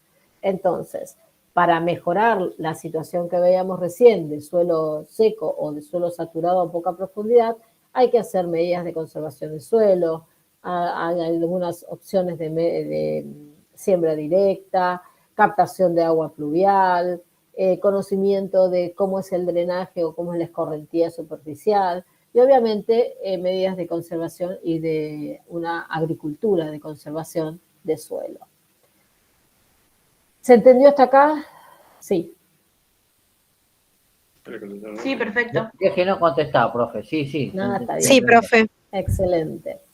Bueno, entonces también habrán visto en geografía, seguro, habrán visto en la cartografía de suelos de Argentina, pero como lo vamos a trabajar nosotros acá, es una carta de suelos donde les quiero mostrar a grandes rasgos, a una escala en 500.000, qué es lo que hay publicado en el país y dónde lo pueden encontrar. Por ejemplo, los suelos se denominan por órdenes de suelo, que pueden ser vertisoles, salfisoles, molisoles, centisoles, arilisoles, sandisoles, oxisoles, sultisoles, roca, histosoles, molisoles, ceposoles, gelisoles e inseptisoles. Todos estos tipos de suelo son diferentes, como lo visualizamos acá, pero a grandes rasgos completan esta zonificación. La diferencia puede ser la textura, la relación entre los horizontes, profundidad efectiva, las características que pueden llegar a tener con la relación a los contenidos de distintos nutrientes, ¿sí? Y la posición del terreno. Todo esto va a estar relacionado también con la cobertura que tengan, suelos más ácidos o menos ácidos según la cobertura, ¿sí? Generalmente forestal, las coníferas generan un cambio importante en la textura superficial del suelo y también la parte agrícola. Pero la zonificación de los suelos, más o menos, podemos decir a nivel de órdenes, es esta que visualizamos acá en Argentina. Pueden encontrar mucha información geográfica de los suelos a partir de estos portales, ¿sí? El de GeoInta, que capaz ya habrán entrado alguna vez, después vamos a entrar en relación a cuando hagamos el trabajo en la cuenca del río Areco, que es un visor de distintos tipos de características edáficas, cómo está distribuido y hace toda una descripción de los perfiles edáficos particulares en este caso de la provincia de Buenos Aires, porque estos dos visores son de la provincia de Buenos Aires. Bien, entonces, lo que tenemos que definir para terminar con esto es lo que es la vegetación, la flora. ¿Qué diferencia hay entre flora y vegetación? La flora son las especies locales, nativas de un lugar. La vegetación es la estructura o cómo están organizadas esas especies vegetales en ese lugar y no necesariamente puede ser local. Entonces, la flora, ¿sí?, es cómo están desarrolladas, ¿sí?, ese conjunto de especies vegetales en ese lugar determinado. Y la vegetación es la estructura que tiene o la forma de organización. Y por eso hablamos de vegetación y uso del suelo cuando hacemos la cartografía y no de flora del suelo, ¿sí? Porque la flora son las especies que hay en esa vegetación. La flora puede ser nativa, puede ser introducida, es decir, nativa es que es autóctona de un lugar, introducida o exótica quiere decir que viene de otro lugar y se desarrolla en este lugar, pero eso es la flora. Y generalmente, cuando hablamos de la flora, podemos hablar de 4 grandes criterios. La identificación de la flora según la variedad, la especie y la forma en que está desarrollada en un lugar. Después hay que saber la ubicación y distribución. Esa flora va a estar ahí y no va a estar en otro lugar, porque es nativa de ese sitio en forma particular o exótica. Entonces ahí tenemos otro tipo de descripción. Y entonces ahí es donde podemos ver lo que es la diversidad específica o de las especies, según variedad o según especie. Que la variedad lo que me dice es cómo está compuesta florísticamente las especies que están en esa parcela en estudio. Y también es importante conocer la frecuencia, es decir, cuántas veces se presenta esa especie en una determinada parcela. Y por último, la abundancia, que es la cantidad de individuos que tiene esa especie en ese determinado lugar. Entonces, relacionando la frecuencia con la densidad, con la cobertura vegetal, es decir, el porcentaje de recubrimiento que tiene esa parcela de plantas en relación a una unidad territorial, es la que me va a caracterizar toda la flora de ese lugar. Específica, la especie vegetal que hay en ese lugar. Ahora, también podemos decir que tiene esa flora categorías de conservación. Esa flora que dijimos que puede ser nativa o exótica, podemos querer llegar a conservarla en relación a la característica propia del lugar. Generalmente esa conservación puede ser de especies raras o en peligro y generalmente es de nativas, ¿sí? Donde están en peligro de extinción. Esas especies nativas pueden establecer una peligrosidad a que se pierda esa especie. Entonces, se dice que el estado de conservación es tratar de evitar la destrucción de la especie, ¿sí? Entonces, se conservan, se clasifican en distintos tipos de número, lo que mencionábamos recién, distribución y frecuencia, y tenemos lo que son las especies raras o en peligro de la flora. Las especies vulnerables son las que están protegidas por una disposición legal, ¿sí? Debido a que estas pueden ser cortadas o explotadas, estas especies vegetales, pero a un determinado límite, ¿sí? No sé si ustedes conocen la ley forestal, la 23.588, donde están hablando de cómo están conservados los bosques nativos en la República Argentina.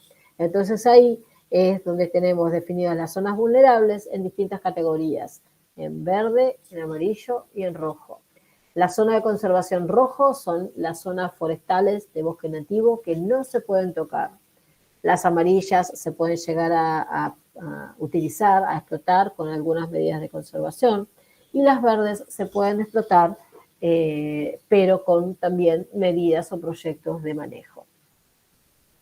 Entonces ahí también es donde tenemos que conocer las ecorregiones que hay en la República Argentina para poder saber qué tipo de características tiene.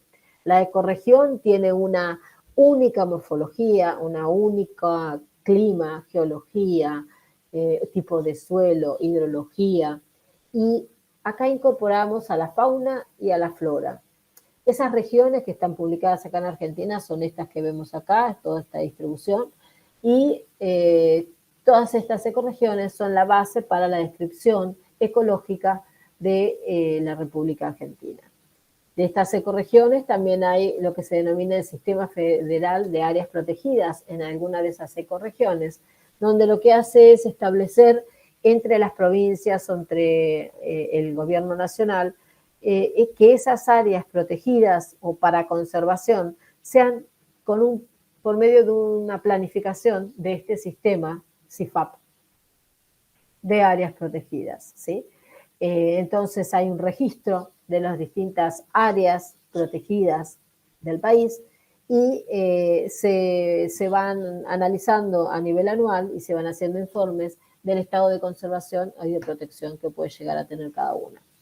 Hoy en día tenemos todas estas áreas protegidas en el país, desde sitios Ramsar, reservas de biosfera, áreas protegidas nacionales y provinciales, son los parques o las reservas. Hay también áreas que son provinciales, áreas que son locales, ¿sí? Pero todo esto conforma las áreas de conservación de Argentina, de fauna y flora.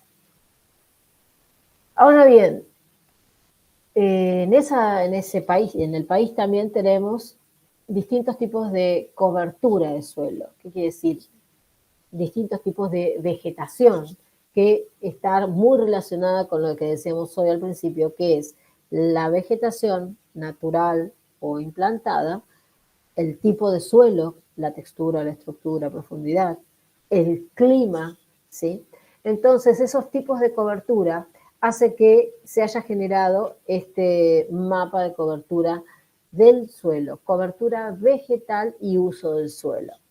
Este lo produjo INTA hace varios años, está un poquito actualizado en el año 2016-2017 y está basado en una clasificación internacional de la FAO, porque a nivel planetario, a nivel global, estos indicadores de cobertura y uso del suelo están desarrollados en los distintos países del mundo. Tenemos áreas cultivadas, áreas naturales, vegetadas, tenemos áreas sin vegetación por acá, tenemos zonas de hielo en la cordillera, en la zona de Mendoza y en la Patagonia del Sur. Tenemos áreas inundadas, áreas con distintas asociaciones de vegetación. Tenemos áreas, ven acá en la zona de los ríos, áreas inundables a nivel temporal. Todas estas áreas tienen una descripción que se puede llegar a interpretar a nivel internacional.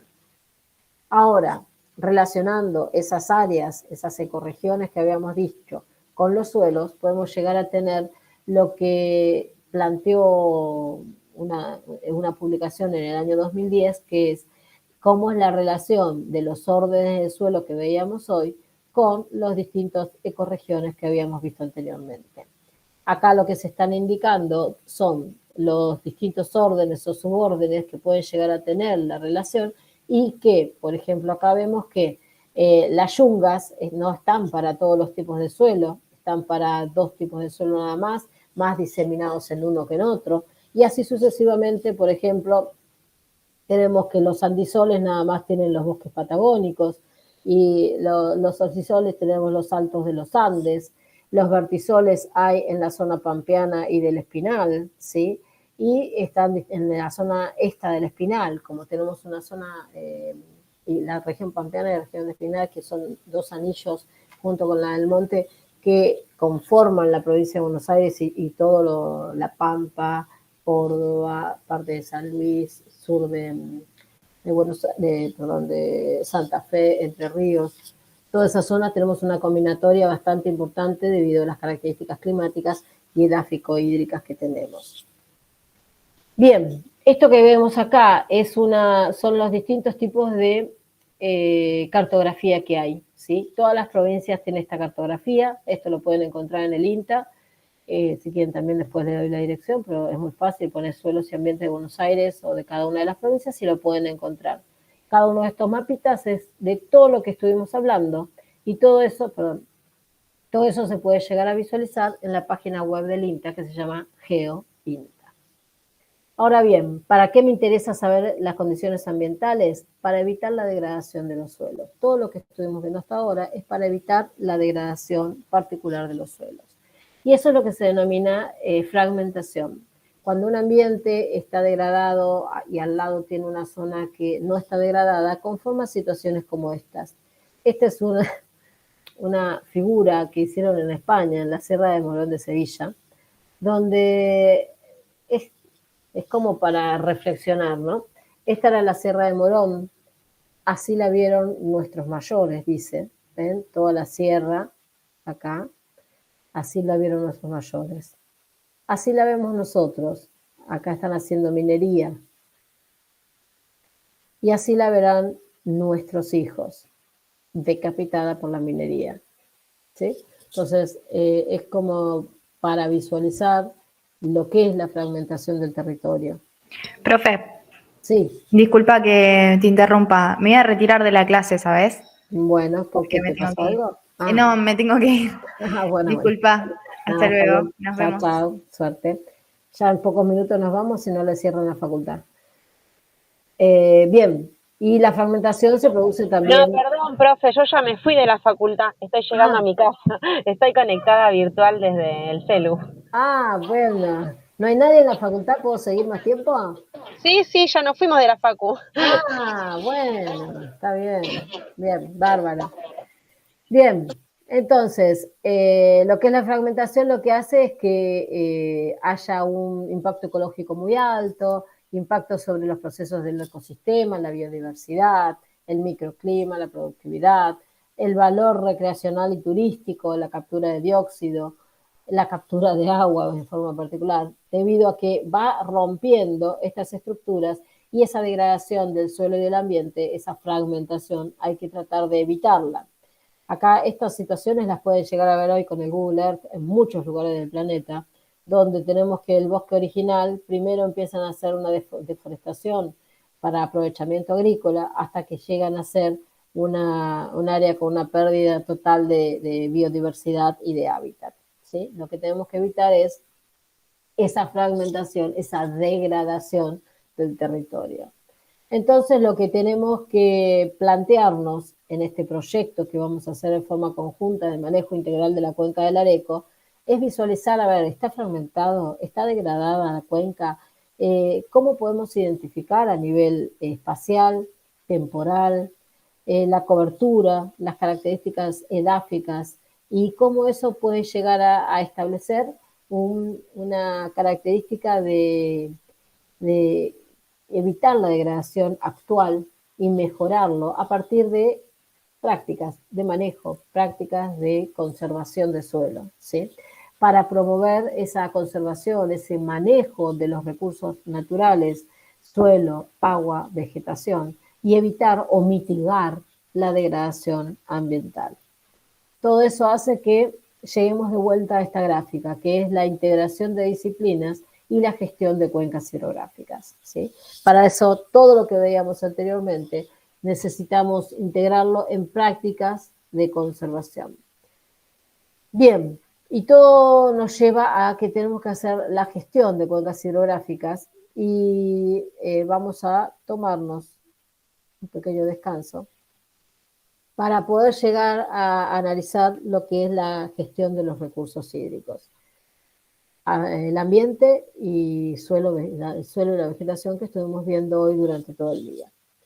Bien, todo esto que estuve hablando hasta ahora se entendió, era bastante sencillo, era una forma de integrar los conceptos para lo que tienen que hacer como actividad práctica, ¿sí? Tienen dos actividades, una que están en el aula virtual, una que es elaborar una especie de informe de una o dos carillas caracterizando el ambiente, caracterizando lo que podemos llegar a decir que es el manejo de cuencas hidrográficas, es decir, los procesos que pueden llegar a visualizar en el manejo de cuencas, en el diagnóstico de áreas prioritarias, ¿sí? Que eso, bueno, ya lo empezaron a hacer en la clase pasada y la idea es que en esta clase lo establezcan como en pequeñas, 200 palabras, creo que les puse 200, 250 palabras, de relacionar lo que estuvimos viendo del ciclo hidrológico y la dinámica del agua en el ambiente. En sí, que puedan describir lo que es el recurso hídrico, el edáfico, el de la cobertura vegetal y cómo están integrados, y me gustaría ver su opinión, ¿sí? Estableciendo la importancia del hombre en ese ámbito cuenca hidrográfica, en el territorio de Cuenca, para el desarrollo de las características de la cuenca hidrográfica. A mí me gustaría que lo hagan de forma particular en la cuenca del río Areco. Ustedes verán que en el trabajo práctico No sé si ya lo bajaron o todavía no. No sé qué. Puede llegar a ¿Al decir. TP3? Sí, Sí, lo estaba mirando yo. bien. En la actividad creo que dice la cuenca del arroyo Pillahuinco, que era la idea que tenía al principio de la cursada para llevarlos de viaje a Sierra La Ventana, hasta que, bueno, me dijeron que no. Entonces vamos a hacerlo en la cuenca del Areco, ¿sí? Creo que no lo modifiqué, me parece que no lo modifiqué eso. Que verán que como actividad, la primera actividad del trabajo práctico es un informe y que describa todo esto aplicado a la cuenca del río Areco, todo lo que estuvimos viendo hasta ahora, ¿sí? Después hay una segunda parte de la clase que es la gestión de recursos hídricos, que para eso es que si tenemos tiempo para seguir trabajando media hora más, o se tienen que ir, no sé cómo. Javier está mostrando algo. Eso que está ahí, sí, dice. Sí, le estoy mostrando que no lo modificó, profe. No, no modifiqué. No, lo modifiqué, pero no lo colgué. Que eso es lo peor. Ahí va la cuenca del Areco, perdón. O sea que a todos. Ahora, si quieren, ahora no lo bajen, ahora lo arreglo. Y esperen que ya mismo lo arreglo, no lo bajen, esperen que ya mismo lo arreglo.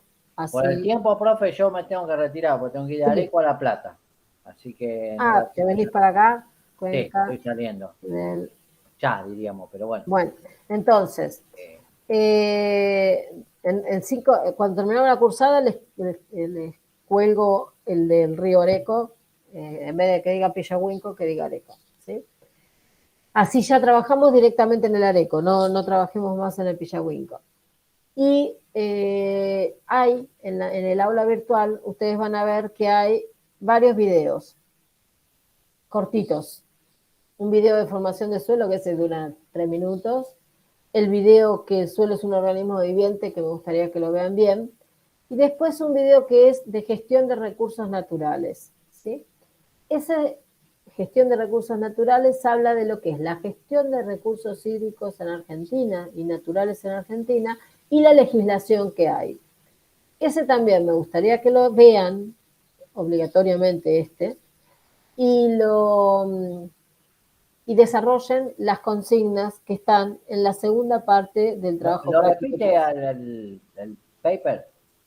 El video es el video que se llama Gestión de Recursos Naturales, que está ahí en el entorno virtual. Esperen que les muestro.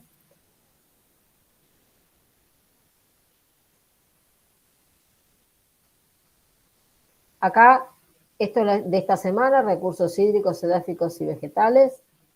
Entonces acá teníamos que ver toda la importancia del agua, el ambiente, el agua, la institución, y todo esto que estamos hablando, que se está viendo acá, ¿sí?